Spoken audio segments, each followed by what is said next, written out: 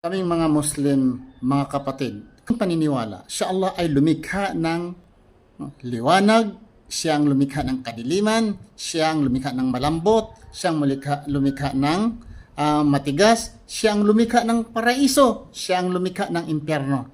Sa madalang sabi, si Allah ay lumikha siya ng masama at si Allah ay lumikha din siya ng mabuti.